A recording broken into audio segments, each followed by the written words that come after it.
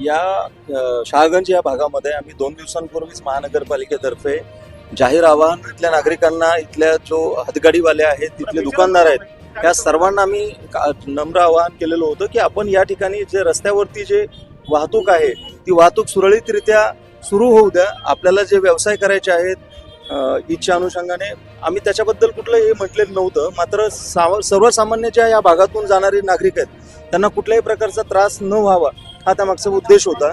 मात्र काल एक अनुचित प्रकार या ठिकाणी घडला की एका दाम्पत्याला आणि त्यातल्या त्यात एक जी महिला होती, जी गरोदर होती, त्या महिलेला पण इथे मारहाण करण्यात आली, धक्काबुक्की करण्यात आली.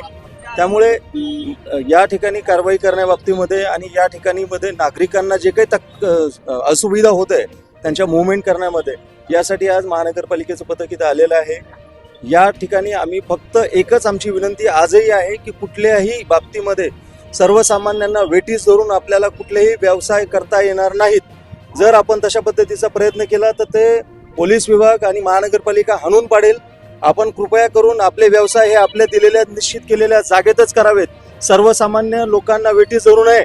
कृपया करून आपण आपले व्यवसाय हे जे एका मर्यादेपेक्षा पुढे जर आले तर याच्यानंतर अतिशय कठोर कारवाई प्रशासनामार्फत करण्यात येईल. त्यामुळे आपण याची कटाक्षाने नोंद घ्यावी आणि याच्यामध्ये कुठल्याही प्रकारचं जात, धर्म, पंथ, वंश याच्याबद्दल आमचं कुठलंही म्हणणं नाहीये. आमचं म्हणणं आहे सर्वसामान्यांना वेठीस धरून कुठल्याही प्रकारची व्यवसाय करणं हे अभिप्रेत नाही आहे अशा ठिकाणी. आणि हा अतिशय गजबजलेला भाग आहे. या भागातून ॲम्ब्युलन्स जातात, या भागातून फायर ब्रिगेड जातात, या भागातून स्कूल बस जातात. काय अवस्था आहे आज आपल्या या भागामध्ये? सगळं स्टकअप होत आहे.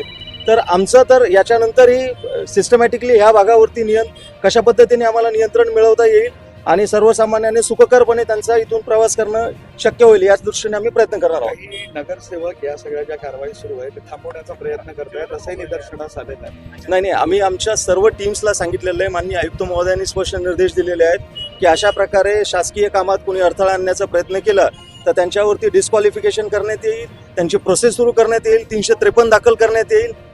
ह्या ठिकाणी कुठल्याही दबावाला महानगरपालिका प्रशासन हे बळी पडणार नाहीये हे मी स्पष्टपणे नमूद करू इच्छितो.